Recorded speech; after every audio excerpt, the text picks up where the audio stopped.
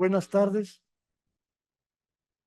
Tenemos un experto, infectólogo pediatra y amigo, el doctor Francisco Otero Mendoza, para nuestra plática mensual.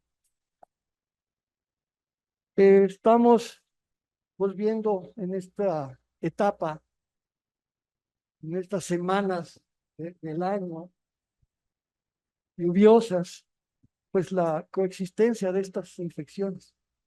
El sincicial respiratorio es muy amiguero, le llama a la influenza, le llama al COVID o al revés, el COVID también es bien amiguero. Yo tuve las dos, tuve influenza y COVID al mismo tiempo en enero de este año. Por eso estoy desfrontalizado, como platicaba por allá. ¿Mm? Y la influenza y las neumonías por neumococo. Entonces, le voy a dar la palabra al doctor Francisco, que es amigo, interconsultante y pues domina muy bien estos temas. Adelante, Francisco. Muchas gracias. Antes que nada, gracias por la invitación y pues a tener la oportunidad de saludar gente querida y muy conocida. Y pues vamos a tocar un tema que es muy importante que hacer diario todos nosotros como médicos pediatras, la situación de infecciones de vías respiratorias, particularmente la ocasionada por virus, y también los problemas que tenemos que son las coinfecciones. Ah, Déjenme ver porque me falló un poquito mi... Ah, gracias. En realidad, ¿por qué vamos a ver este tema? Las infecciones respiratorias, como sabemos, es un problema muy importante de morbilidad y mortalidad en el paciente pediátrico. Y ya les mencionaba yo que es que hacer diario nosotros como médicos.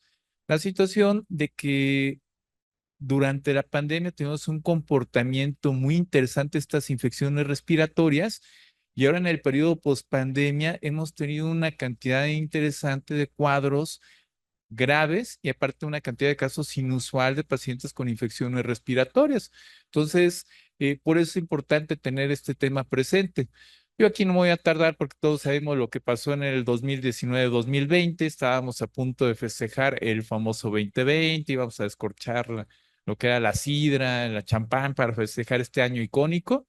Y de repente empezamos a escuchar a finales de diciembre esos casos de neumonía típica grave allá en el continente asiático, particularmente en Wuhan, China. Y el resto es historia, de repente una enfermedad que se diseminó, la aparición y la denominación del SARS-CoV-2, el conocimiento de la enfermedad, y pues una situación muy interesante en cuestiones del reto que puso a la humanidad esta entidad y esta patología. Entonces, pues como bien saben, el conocimiento de la patología favoreció el mejor tratamiento de los pacientes, la disminución de la mortalidad, la aparición de las vacunas, que esto vino a ser un parteaguas para disminuir esa mortalidad y disminuir también estos casos graves, que es el objetivo de la inmunización. Entonces, sí fue en lo que fue el mes de mayo de 2023, en donde precisamente el presidente de la Organización Mundial de la Salud, el doctor Tedros, nombró ya finalmente terminada de forma oficial la pandemia. Más sin embargo, obviamente esto no significa que no es un virus que ya lo dejamos en la historia y que va a dejar de circular. Al contrario, al igual que otros virus respiratorios, el SARS-CoV-2 llegó para quedarse. Y poco tiempo después, nosotros, después de aquel inicio tan interesante que tuvimos también en marzo del 2020, prácticamente 3 años después, 3 días de la notificación de la Organización Mundial de la Salud, aquí también en México se hizo la declaratoria de que se termina la pandemia y la emergencia sanitaria. Pero una situación importante, en estos 3 años que tuvimos nosotros, desayunábamos, cenábamos, comíamos, soñábamos SARS-CoV-2, pero obviamente pues tenemos otros virus respiratorios que no podemos perder del radar. Y entonces, ¿qué pasó durante este tiempo con las infecciones respiratorias? Fíjense que fue algo muy interesante por la situación de que año con año esperábamos esos virus invernales, ejemplo, virus respiratorio, virus de influenza, particularmente para influenza, que se presentaran en esas temporadas invernales. Aquí les comparto en esta diapositiva un comportamiento en Estados Unidos en lo que ellos monitorizaban de los comportamientos virales. Y entonces, ¿qué pasó? Oye, ¿sabes qué? virus de influenza, ya sea el H1N1 o H3N2, para influenza y virus respiratorio. En este trance donde apareció la pandemia, de repente esos casos que se esperaban desaparecieron. Y esto no fue únicamente en lo que fue Estados Unidos, sino también fue en diferentes partes del mundo. Les voy a compartir información de aquí de México y algunos datos que tenemos nosotros del Instituto Nacional de Pediatría. Entonces, ¿por qué dejaron de circular estos virus? Uno, obviamente estábamos todos en encierro, la gente estaba muy sensibilizada en la cuestión del uso de cubrebocas, la higiene de manos constante, el alcohol gel. Entonces, esto favoreció que muchos de los virus no tuvieran esa transmisión efectiva persona a persona, además de que otras condiciones del medio ambiente se modificaron. Y esa medida de barrera tan importante como es el cubrebocas, pues vino a modificar todo. Yo les puedo decir que a partir de la pandemia, solo en una ocasión me he enfermado y también de vía aérea superior, con un cuadro catarral, y solo en una ocasión me dio SARS-CoV-2. ¿Saben en qué momento me dio SARS-CoV-2? En el momento que se me ocurrió salir de vacaciones, cuando estábamos en el 2022, que dejé de usar cubrebocas, eh, era medio abierto, estaba en la playa con mi familia, sin estar en contacto directo face to face con alguien, y de repente me enfermé, cuadro superior, malestar, cefalea, fiebre, positivo. Entonces, eso nos habla de la importancia que tiene el cubrebocas para prevenir las infecciones respiratorias. Es muy probable que si bien en las áreas no clínicas o en el intercambio que tenemos nosotros día con día no sea necesario el uso de cubrebocas, probablemente cuando estemos enfrente de los pacientes en el área de hospitalización, sí sería la sugerencia de mantener el uso del mismo para prevenir el contagio de nosotros, no solo del SARS-CoV-2, sino de diferentes tipos respiratorios. Y además, pues esto implica que no llevemos el virus a nuestras casas y contaminemos o contagiemos a nuestros seres queridos. Y entonces, ¿qué pasó posterior a la pandemia? Oye, ¿sabes que tuvimos este incremento que ya mencionaba inusual de infecciones respiratorias y además casos graves? Pero ¿por qué pasó esto con el número de casos atípicos? Fíjense que este es un artículo muy interesante que luego, al que le interesa, se lo puedo compartir, en donde hace una explicación de por qué se esperaba esto. Eh, Aquí los episodios previos invernales 2018-2019, creo que tenemos. Hoy, ¿sabes qué? Tenemos el nacimiento esperado en las diferentes regiones del mundo de niños. Estos niños llegan a la época invernal que son susceptibles, se contagian de las infecciones respiratorias y luego posteriormente hacen inmunidad. Y solo va a quedar un pequeño grupo de pacientes año con año que en estas temporadas no quedan inmunizados, bueno, que no están en contacto con el virus, que no hacen memoria inmunológica y que quedan susceptibles para el año siguiente. Pero entonces viene la pandemia, confinamiento, el número de nacimientos se mantiene constante, incluso incrementó la natalidad, como ustedes bien lo saben, junto con la mortalidad, obviamente, pero incrementa el número de nacimientos, no están circulando los virus, estamos guardados, y este grupo de pacientes que son susceptibles a las infecciones respiratorias, pues obviamente tienen el riesgo de que cuando empiece otra vez la vida normal, como pasó, entren en contacto con los virus y tengamos este número inusual de casos de infecciones y además infecciones graves. Esto pues se ha conocido de diferentes maneras, pero razonablemente deuda inmunológica es un término adecuado. Y entonces, aquí el comportamiento precisamente de los virus respiratorios en Estados Unidos a partir de 2022, que ustedes saben que ellos previamente digamos que regresaron a la normalidad más rápido que otras regiones, por diferentes circunstancias, ¿no? Y entonces, para lo que fue la temporada 22, un número importante de casos de influenza, lo que era ya esperado por esto de que no había estado circulando, y ahorita les muestro un dato interesante aquí en nuestro país, y el comportamiento interestacional entre 2022 y 2023, nuevamente el incremento de los casos para lo que era temporada invernal 2023 y 24, y al final, ahorita que estamos en ese periodo interestacional de influenza, ustedes saben que la temporada termina en la semana 20 y empieza en la semana 40 del año, que ha disminuido el número sustancial de casos de influenza y obviamente virus respiratorio. Lo que se está viendo en Estados Unidos es un resurgimiento de los casos de SARS-CoV-2. Esto es un dato que sí hay que tener en monitor porque si bien los pacientes que están contagiándose del virus no están teniendo un cuadro grave, sí tenemos el riesgo de que los pacientes que tienen patologías de base puedan evolucionar a la mortalidad. ¿Y cómo estamos nosotros aquí en nuestro país? Esto estamos hablando en la temporada invernal 2023-24. Recordarán que nosotros hacemos una vigilancia epidemiológica centinela. No podemos hisopar a todos esos pacientes porque no hay recursos a nivel institucional. Entonces, un número representativo de pacientes con neumonía, 6,000, que se encontró hoy principal agente etiológico, virus y respiratorio, que fue el 43% de los aislamientos, luego posteriormente enterorrinovirus, que este virus es sumamente importante porque recordarán que durante la pandemia se mantuvo siempre presente. Se considera que tiene ciertas características particulares en lo que es su pared viral que lo hace resistente al alcohol gel. Entonces, por eso se piensa que siguió circulando. Metanomovirus para influenza, entre otros. Pero durante la misma temporada interestacional que les mencionaba, por la misma temporada invernal que les mencionaba, pues obviamente dependiendo de la semana fue la circulación de los virus. No es que todos se mantengan constante de la semana 20, de la semana 40 a la semana 20 del siguiente año, que termina la época invernal y la temporada de influenza. Entonces, lo que se vio los primeros semanas fue un número importante, inusual de pacientes con virus respiratorio y casos graves, rinovirus, adenovirus, que en realidad no tiene predominio tan estacional.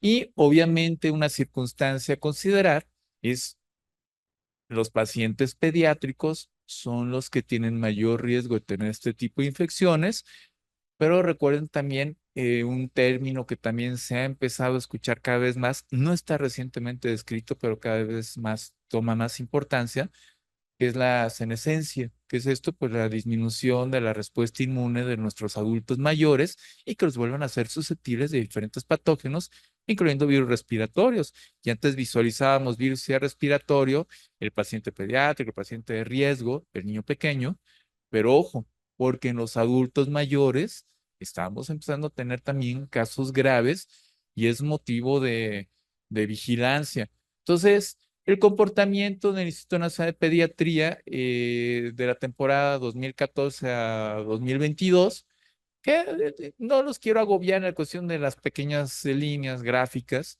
pero hacerles mención, oye, ¿qué pasó en este 2020, 2021? Que precisamente los virus respiratorios que nos habían acompañado diferentes, como el virus respiratorio, adenovirus, metanomovirus para influenza, prácticamente no tuvimos aislamientos. O era paciente con SARS-CoV-2 o era paciente con rinovirus o enterovirus. Y el comportamiento en particular de virus respiratorio, vean cómo en esta temporada, precisamente 2020-2021, no circuló, no se presentó. Y entonces, ¿qué hace esto? Que muchos de nuestros pacientes para las siguientes temporadas se mantengan susceptibles y lo que hemos estado viendo con aquellos casos graves. ¿Cómo se ha comportado en el último mes las infecciones respiratorias en el instituto? Sí les quiero hacer mención que nosotros sí, por recursos, como ustedes saben, no es una prueba que sea tan barata, y la situación de que no hisopamos a todos los pacientes, nos enfocamos a los pacientes que tienen infección diagnosticada de clínica de vía aérea inferior, que tengan neumonía y que esta pueda ser viral o que estamos sospechando que esté infectada. Y entonces, ¿cuáles son los mecanismos que hemos estado teniendo en estas precisamente semanas? Predomina el parainfluenza, adenovirus y rinovirus como agentes etiológicos principales.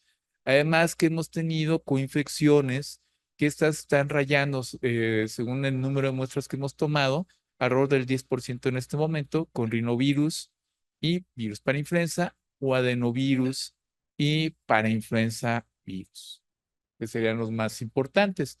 Y en cuestiones de la coinfección, un estudio más grande, este ojo es prepandemia, lo realizó la doctora Susana Espósito, que es una médico que le encanta la biología molecular y se enfoca en las infecciones respiratorias de vía inferior, virus respiratorios, y se dio la tarea de evaluar en 4 años cómo estaba el comportamiento de las infecciones respiratorias en 592 niños menores de 14 años. Y entonces, ¿qué es lo que encontró? Oye, ¿sabes qué? Lo reportaba en la literatura internacional, predominó virus respiratorio, seguido por rino entero.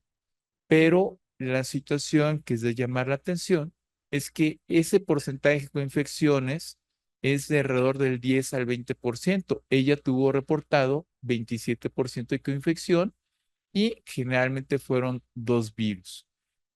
Algo también a considerar, y esto también digamos que se repite en un estudio realizado en Brasil, la cuestión de que la coinfección no ha demostrado, afortunadamente en este momento, que tengamos un cuadro más grave y un desenlace fatal con mayor frecuencia en los niños que tienen doble infección. Y entonces también en este estudio que les comentaba en Brasil, menores de 5 años, 407 niños, también pandemia, pues se llevó a cabo el protocolo para identificar cuáles eran los virus respiratorios. Y lo mismo, hoy sabes que en este caso virus respiratorio, seguido por adenovirus y rinovirus, entre otros. La cuestión es que aquí su porcentaje de coinfección fue más alto, prácticamente un 40%, que es de llamar la atención. Estamos hablando obviamente prepandemia. Y los agentes más frecuentes de coinfección, pues fueron los que ya mencionamos, adenovirus con virus respiratorio. Más sin embargo, como les voy a repetir, en los dos protocolos que les acabo de platicar, les acabo de compartir, no se identificó que hubiera una evolución más grave en estos pacientes. ¿Y cuáles son los factores de riesgo que tenemos para infecciones de vía aérea inferior? Digo, esto ustedes lo saben. Obviamente está en relación de la edad gestacional y de la edad que tiene nuestro paciente en el momento del cuadro. Más frecuente, particularmente en menores de un año. El peso, sobre todo al momento del nacimiento, niños pretérmino, niños con bajo peso de nacimiento, son dos factores importantísimos. Aquel paciente que no recibe lactancia materna, que es un factor protector muy importante y que es alimentado con biberón. Los chicos que tienen que asistir a guarderías, los chicos que tienen pobre acceso a lo que es los servicios de salud y que esto va de la mano con un pobre recurso económico. Y por último, que esto es algo muy frecuente en la situación de los fumadores, porque los niños se vuelven fumadores pasivos. Y es que, ¿qué resulta? Tenemos papás, oye, ¿alguien fuma cerca del niño? No, no, no, pero uno empieza a interrogar porque el papá es fumador y el papá está en la sala y el niño está en el cuarto y en una casa cerrada. Entonces, obviamente, claro que le llegan los contaminantes y esto afecta precisamente la vía respiratoria con una inflamación a nivel local, alteración en el funcionamiento de esos cilios del epitelio respiratorio que favorece el acúmulo de secreciones y esto, la replicación viral y las sobreinfecciones bacterianas, que es un punto súper, súper importante. Y hablando de virus respiratorio, pues mencionábamos, oye, ¿sabes qué? Particularmente en menores de un año, que es el 68% de todas las infecciones que tiene este virus, y que posteriormente pueden ocasionar la necesidad de hospitalización. Esta puede ser hasta el 2 a 3% de todos los recién nacidos, pero que si tienen estos factores de riesgo que ya mencionamos previamente, pues no hay la menor duda. Tienen mucho más chance que estos pacientes puedan llegar a la hospitalización. Inclusive se estima que en Estados Unidos podemos tener de 100 a 300 muertes únicamente en menores de 5 años y hospitalizaciones de 58,000 a 80,000 pacientes. O sea, es una cantidad bien importante, aún en una región donde tienen todos los recursos y la atención de forma oportuna. Entonces, bueno, esto es algo similar a la cuestión sobre todo de que es más frecuente la hospitalización en los niños menores de 6 meses y la asociación de la temporada invernal. Cuando empieza la temporada de virus respiratorio, como todos bien lo sabemos, otoño-invierno, en los meses de octubre a noviembre, y que se prolonga a que es febrero-marzo. En las épocas, digo, en las regiones donde tenemos climas tropicales, donde es caliente, es más frecuente en la época de lluvias las infecciones respiratorias. Y otro patógeno que sí estamos muy familiarizados es el SARS-CoV-2. Y además, pues la situación del comportamiento de las variantes que ha sido ocupación a nivel mundial, por la situación de estas variantes que tienen en el spike, precisamente el antígeno de adhesión del virus a la célula del huésped, lo que hace que se pierda esa memoria de defensa con la antecedente de ya sea de la infección natural o precisamente la aplicación de vacunas. Y entonces estas variaciones de lo que son los linajes predominantes se van modificando precisamente en el transcurso de las semanas o meses. ¿Y cómo está el comportamiento aquí en nuestro país? Fíjense, este es un dato bien importante porque hay que estar muy atentos. Y lo vamos a tocar en 3 diapositivas cuando hablemos un poco de la vacunación de SARS-CoV-2. La cuestión de que la variante predominante en el 2022, finales 2023, era la XBB, pero a finales de 2023 y lo que va del 2024, la cepa JN es la que está predominando con sus sublinajes. Pero la cuestión es que, esto es adelantarme, la vacuna que se ha estado viniendo administrando, sobre todo las de RNA mensajero, tienen una protección parcial contra esta nueva variante. Entonces, la Organización Mundial de la Salud, pues acaba de emitir hace algunas semanas, precisamente una recomendación para la nueva formulación en la temporada invernal de la vacuna de SARS-CoV-2. Y esto, pues obviamente es algo parecido a lo que hace influenza, lo que se hace con influenza, de que no es algún laboratorio en particular o la industria en particular que decide cómo va a formular su vacuna, sino al contrario, es una recomendación de la monitorización que hacen los órganos que están directamente regidos por la Organización Mundial de la Salud. Y además, otra situación, digo, obviamente les mencionaba, nosotros estamos bien enfocados a la situación de los virus respiratorios y particularmente SARS-CoV-2 o la enfermedad que es la COVID, pues se ha asociado con mayor hospitalización y desafortunadamente también mayor mortalidad a lo que se tiene de forma rutinaria o esperada con el virus de influenza. Y esto se mantiene hasta este momento. Si bien la mortalidad ha disminuido de forma sustancial, y lo vamos a ver en una diapositiva con los datos de aquí de nuestro país, sigue siendo importante con una enfermedad que es prevenible por vacunación. Entonces, no debemos de perder de radar la enfermedad. De repente, obviamente no podemos vivir con miedo, pero sí lo tenemos que tomar en cuenta. Y entonces, inclusive ahorita, con las digamos que la mortalidad con las variantes que tenemos actualmente se mantiene la mortalidad elevada y está también comparada inclusive lo que mencionamos con la influenza estacional, 5 veces mayor riesgo de fallecer a comparación de la temporada de influenza si tenemos el caso de SARS-CoV-2. ¿Cómo estamos nosotros aquí en el país? O sea, vean cómo no es una enfermedad que se ha ido, seguimos teniendo casos. Estos son los últimos datos que tenemos de 2024 para el mes de mayo. No tenemos datos más recientes, pero bueno, esto se va a ir actualizando. La enfermedad pues sigue presentándose con mayor frecuencia, sí, de acuerdo, en las personas que tienen actividad productiva, la gente que tiene actividad laboral, pero quiero que vean precisamente en color oscuro cómo es la posibilidad del, obviamente, color claro, la situación del manejo ambulatorio, color oscuro, la situación de, hoy sabes que la necesidad de hospitalización. Y entonces sí, los adultos mayores, pues incrementan, aunque no son el número más grueso de casos, mayor posibilidad de hospitalización, pero vean cómo estamos nosotros en nuestras gráficas en pediatría. Los pacientes están haciendo enfermedades que los llevan al hospital y que están haciendo enfermedades graves. Entonces, sí hay que tenerlos en el radar y nosotros debemos estar muy atentos al comportamiento del virus. La mortalidad, pues sí, a comparación de los casos, vuelvo a lo mismo, estos son datos oficiales de la Secretaría de Salud.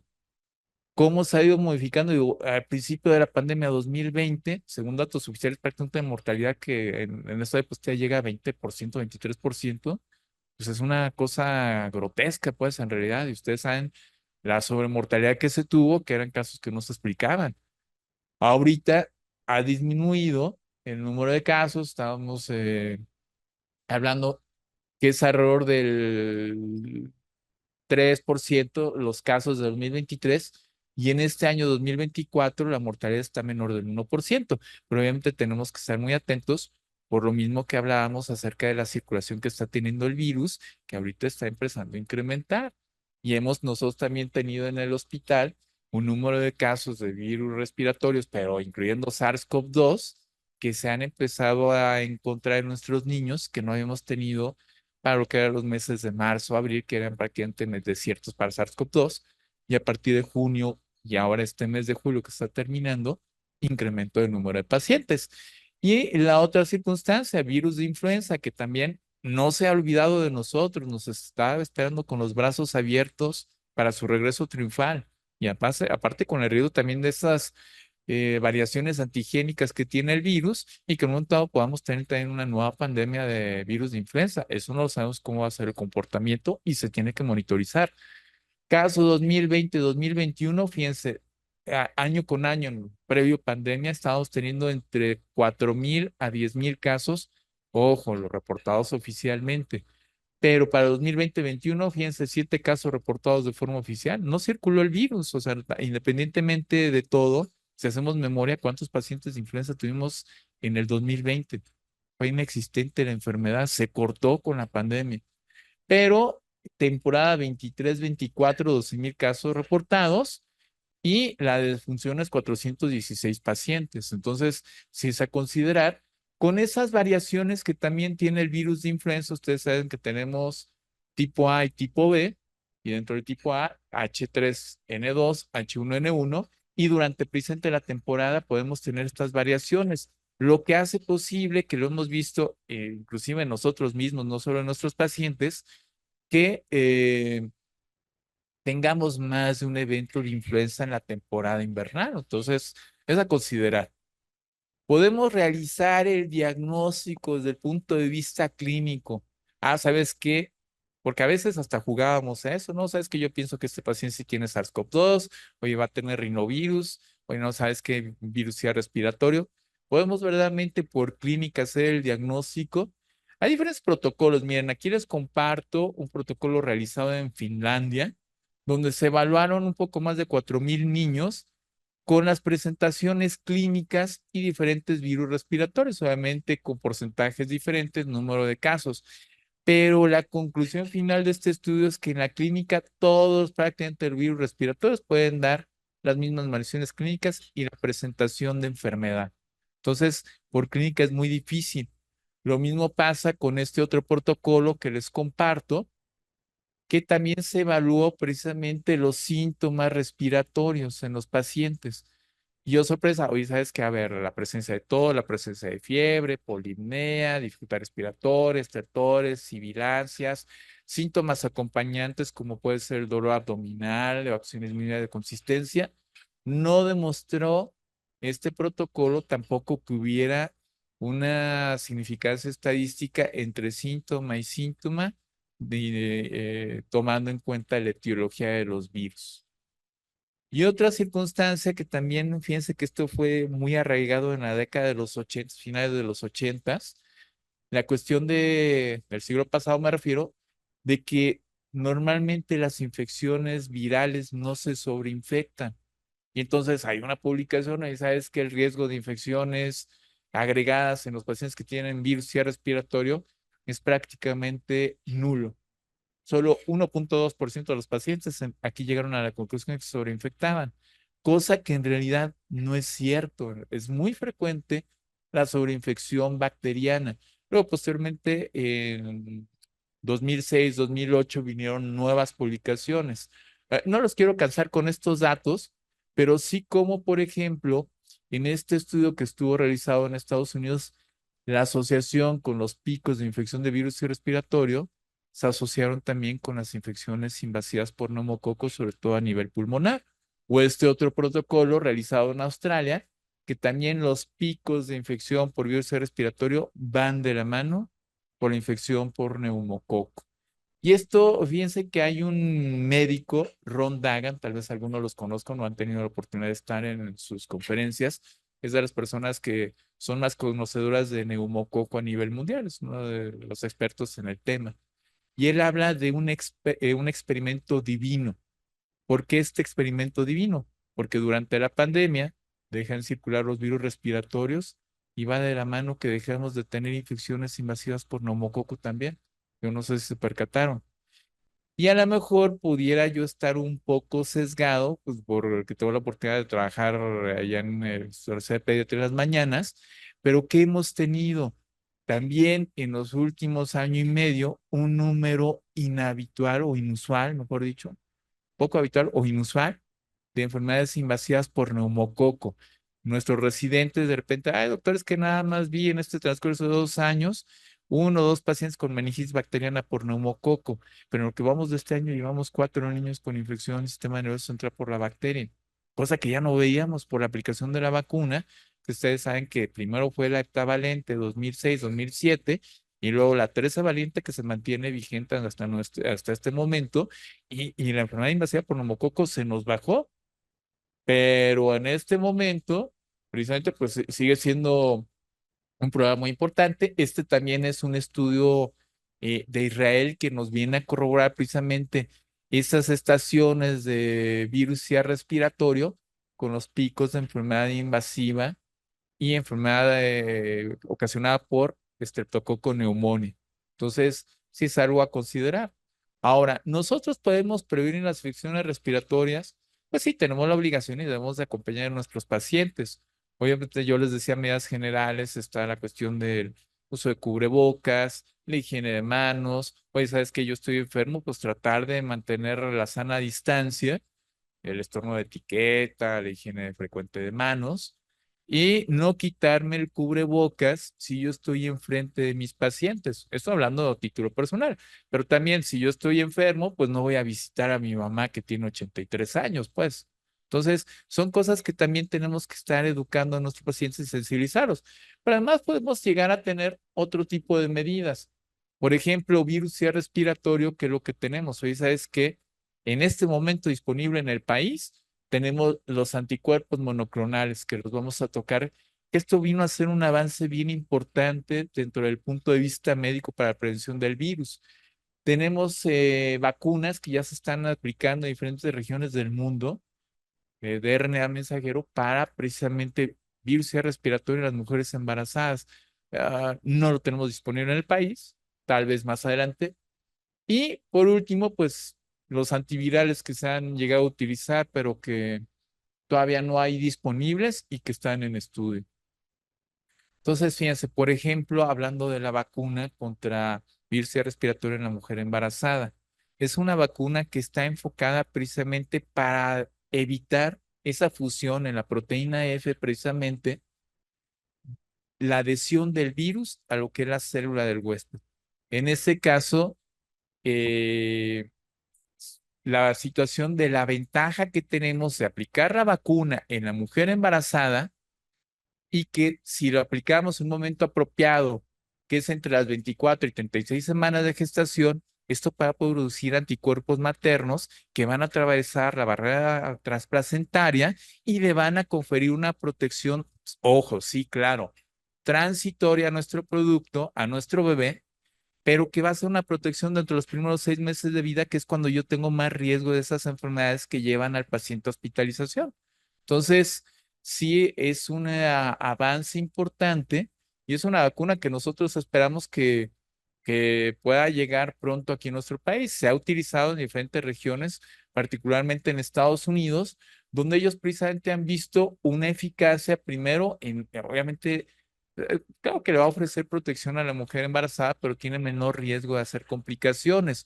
Lo que me importa es precisamente cómo se comporta esa vacuna en el recién nacido y que se identificó precisamente que esa enfermedad grave del tracto respiratorio inferior por virus respiratorio en estos recién nacidos, particularmente los primeros 6 meses, fue significativamente menor a comparación de las mujeres que recibieron placebo.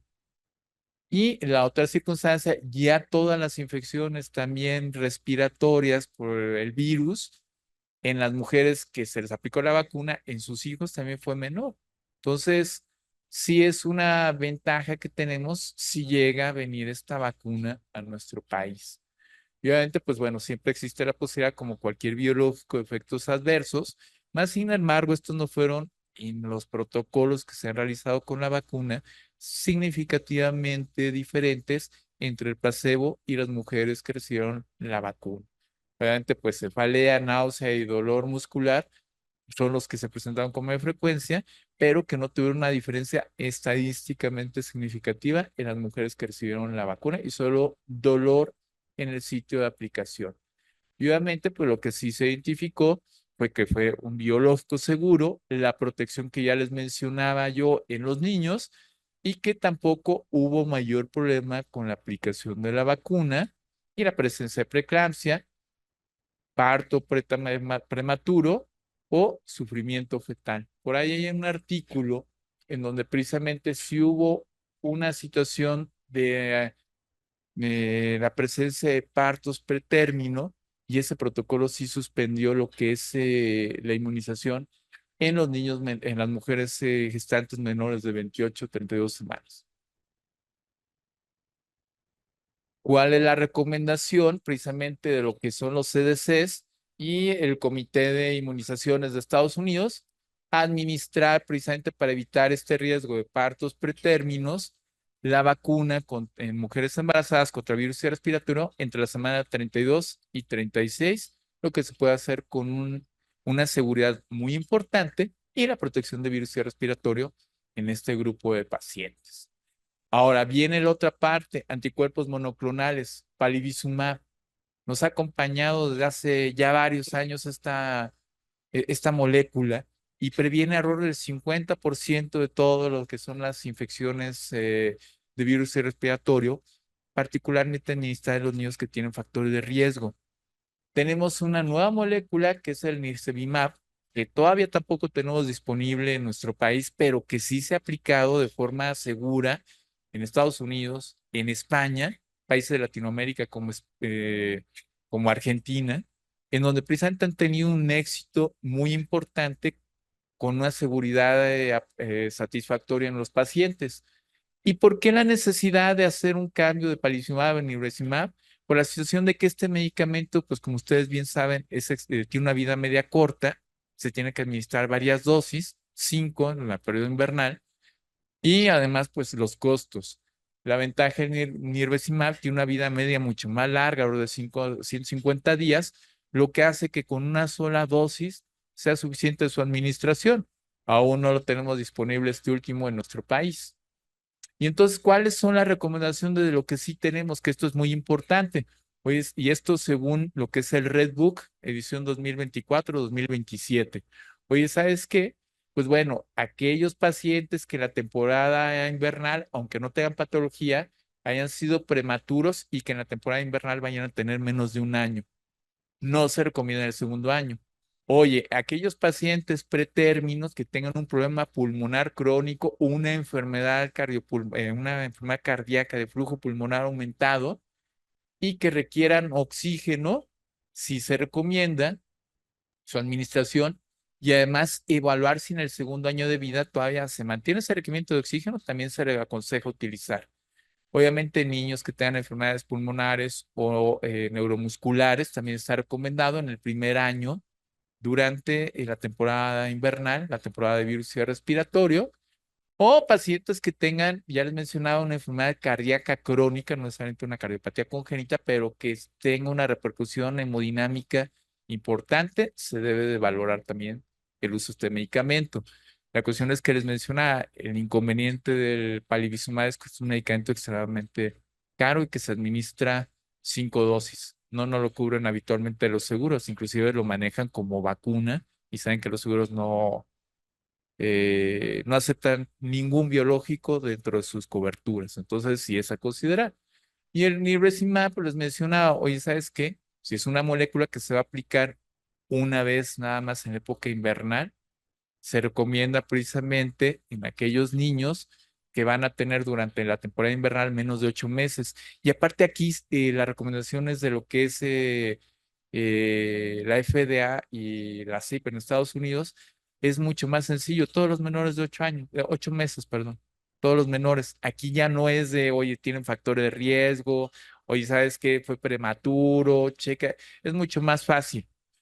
Y la única cuestión es que si la recomendación, si fuera un bebé que es hijo de mamá vacunada contra virus respiratorio, no se necesita aplicar la molécula y solo se tendrá que individualizar en caso de que el niño tenga algún factor de riesgo particular o que es un paciente inmunocomprometido. Y aquí lo que les mencionaba acerca de lo que es SARS-CoV-2. Oye, ¿sabes qué? Pues tenemos la situación de que todavía no se hace la dictaminación y no hay una autoridad que se ponga de acuerdo. ¿Ustedes alguno ha leído, oye, ¿sabes qué? Es ya como influenza y año con año nos vamos a tener que vacunar? ¿O sabes que año con año se tiene que modificar la formulación de la vacuna? En realidad todavía no está bien descrito y todavía seguimos aprendiendo del virus.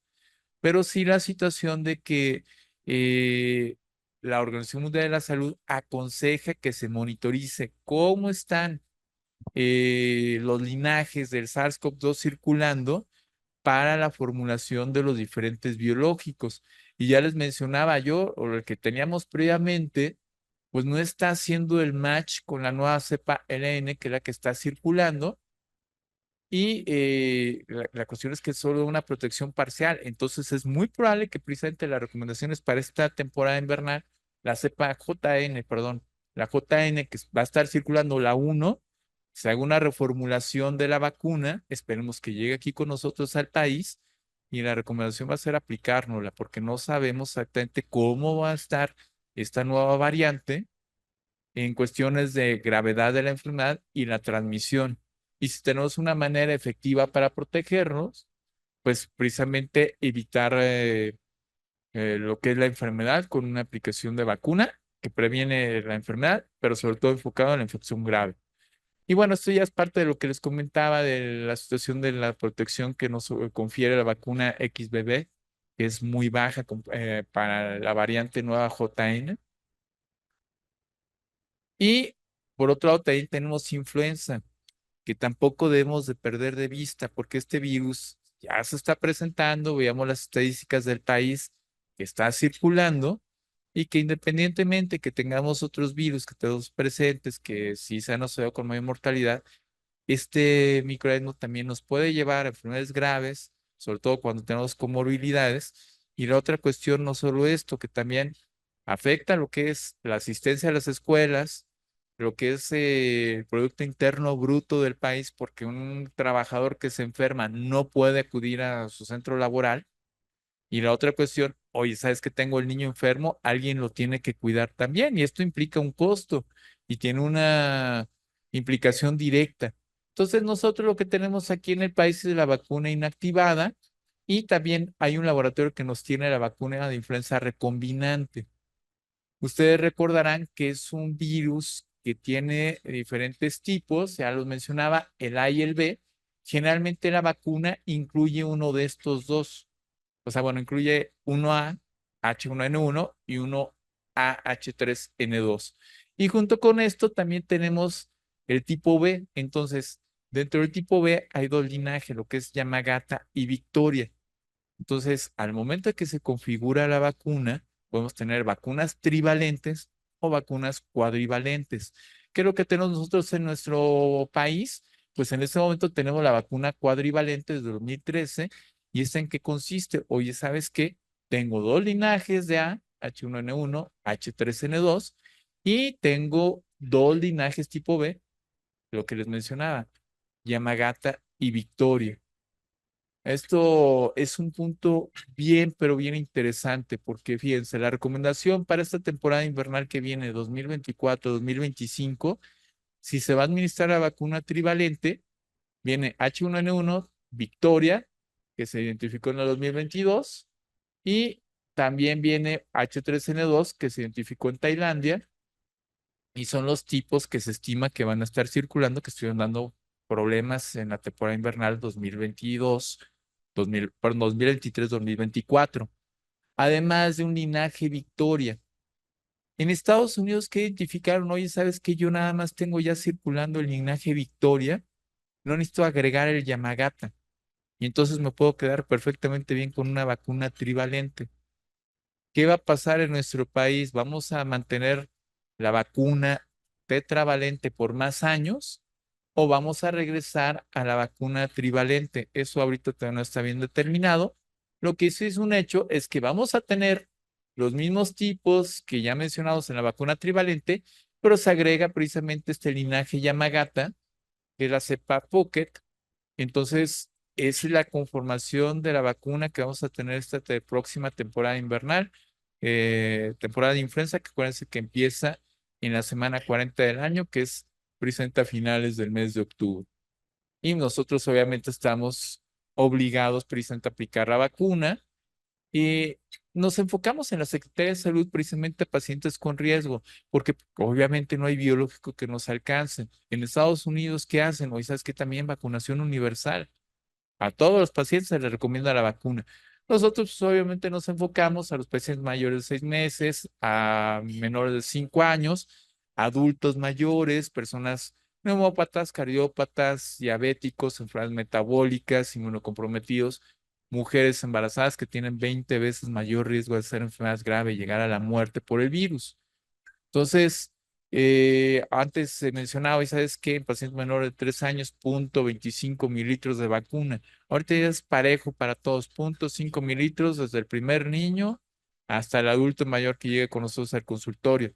Y la otra cuestión, nada más sí tener presente que si es la primera vez en un niño menor de 9 años, se le tiene que aplicar doble dosis de vacuna, una inicial y el refuerzo al mes como primera ocasión y luego ya posteriormente la vacunación anual, una dosis por año.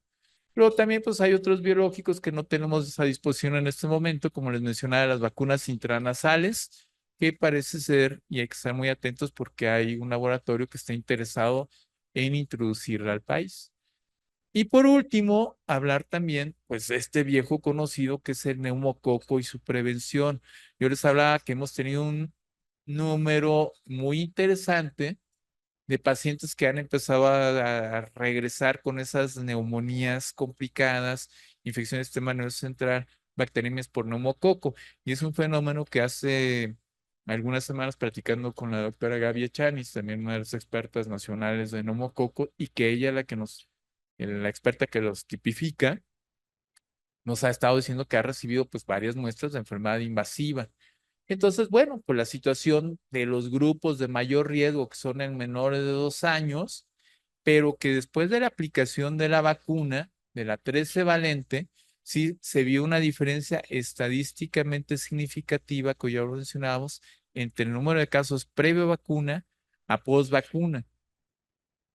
No solo esto, también la implicación de la disminución de enfermedades no invasivas, que está perfectamente demostrado en el oído medio.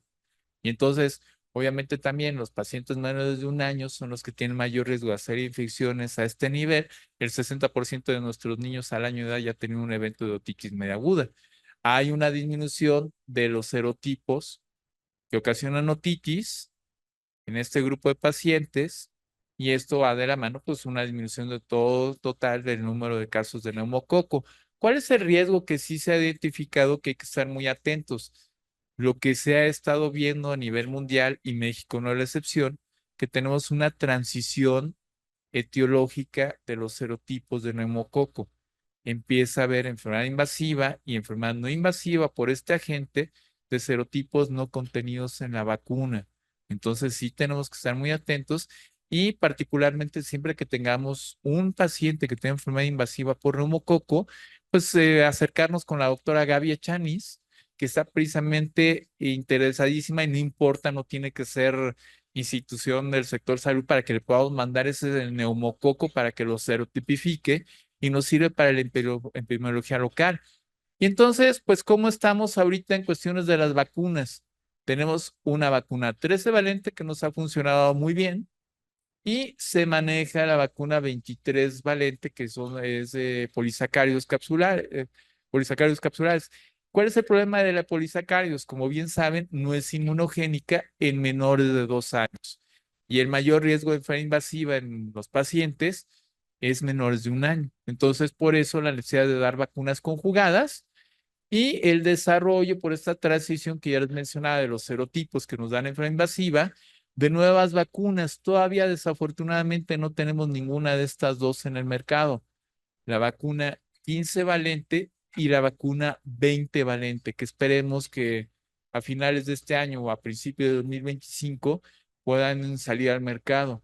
En realidad, precisamente la vacuna 20 valente y 15 valente estaban como que viendo si se adelantaba el proceso de autorización, pero pues precisamente ahorita con las situaciones cambio de autoridades, precisamente se retrasó precisamente el proceso y probablemente vaya a ser para el 2025.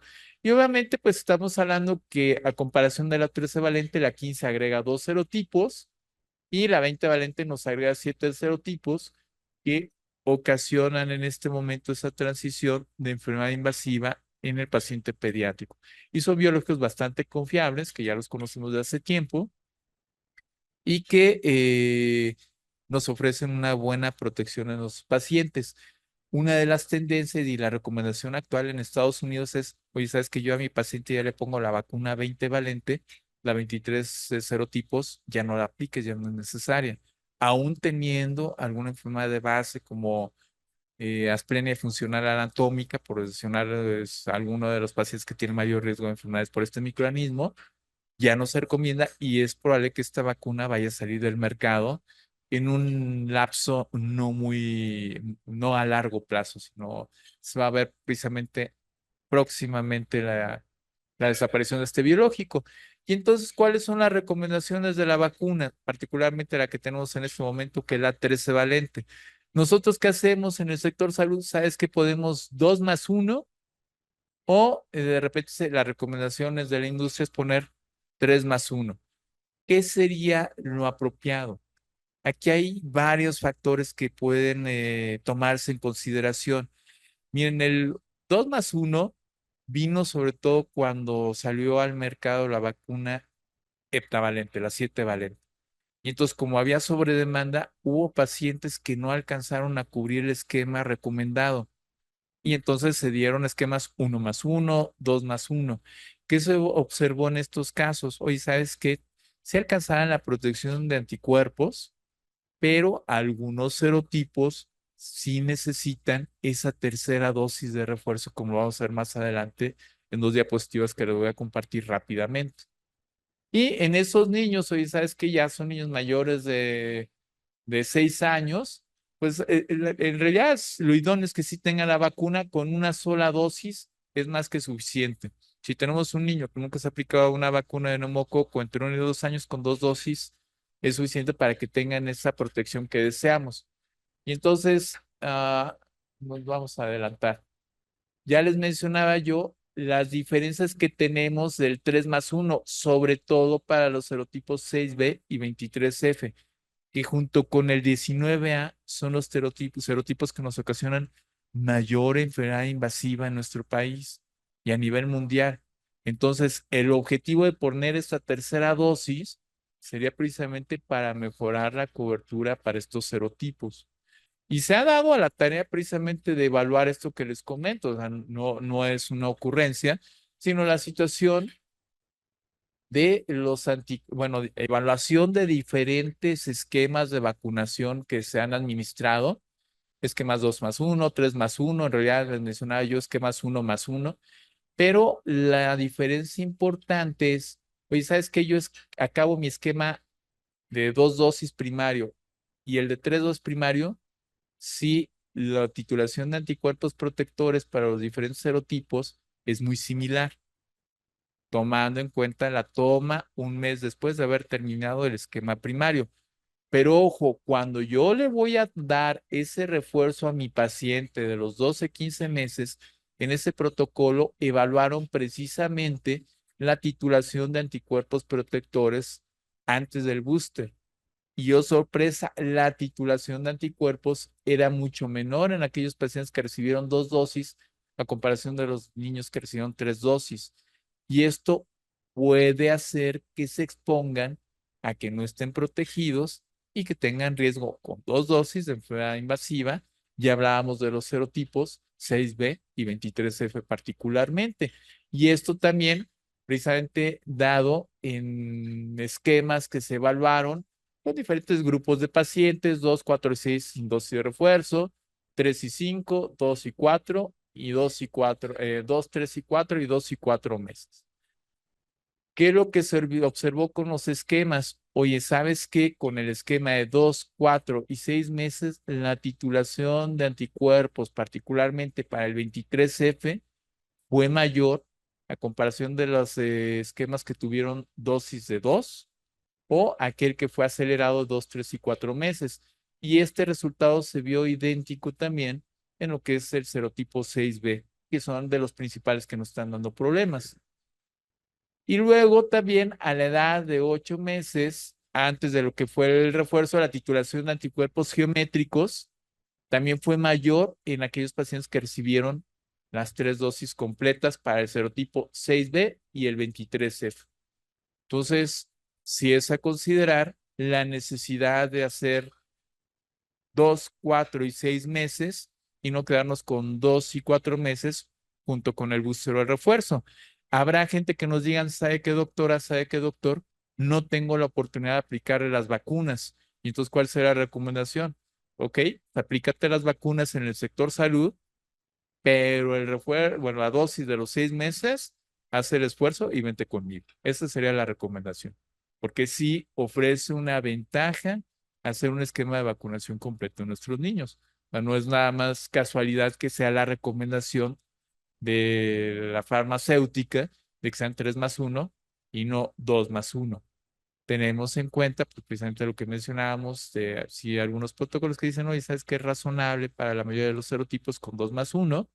Y además recuerden, pues obviamente nos ahorramos dinero con un esquema recortado. Pero, ¿qué pasa si yo tengo un niño que hace meningitis por 6B y de repente la mamá nos dice, oiga, pero pues doctora, usted me dijo que estaba vacunado mi hijo? Entonces ahí es donde entramos en problemas. Y les digo, además del número inusual de casos que hemos tenido. Y entonces, ya para concluir, pues obviamente tenemos que tener presente que los virus respiratorios nos han acompañado en el transcurso de la humanidad y no se van a ir a ningún lado. Particularmente SARS-CoV-2 es un virus que llegó para quedarse y que hay que estar muy atentos a las nuevas variantes y la gravedad de las enfermedades. Obviamente, estar atentos a las recomendaciones de la Organización Mundial de la Salud en la cuestión de los nuevos biológicos con las variantes actualizadas, la protección que nos dan y las recomendaciones de administrar, si es necesario, año con año. Además del SARS-CoV-2, el resurgimiento de esos virus que nos estuvieron esperando con los brazos abiertos y que se mantienen actuales. Y tomar en consideración que el virus respiratorio es una causa frecuente de hospitalización, es una causa frecuente de morbilidad y mortalidad en menores de un año, y que en este momento lo que tenemos disponible para proteger a nuestros niños son los anticuerpos monoclonales contra el virus, que es el palivizumab, que está disponible en el mercado, que tiene sus ventajas, a lo mejor el costo y la disponibilidad no es tan sencillo, pero que esperemos que más adelante, ya sea la vacunación en la mujer embarazada, que va a ser una herramienta maravillosa, junto con la aplicación de los nuevos anticuerpos monoclonales en Nirsevimab, que va a ser una sola dosis, son de mucha utilidad para nuestros pacientes. Y que el virus de la influenza pues se mantiene vigente, que hay que estar inmunizados año con año. Y aquí, perdón que abro un paréntesis porque luego ah, a veces nosotros somos los que desaconsejamos, nosotros me refiero como médicos, la vacuna. No, es que yo no me la aplico porque a mí me da un gripón loco después de que me aplico la vacuna. Recuerden que la vacuna está hecha con virus fraccionados, o sea, están inactivados y fraccionados. Es una vacuna de antígenos, no hay la posibilidad de que el virus replique. Entonces, ¿qué es lo que sí llegamos a tener?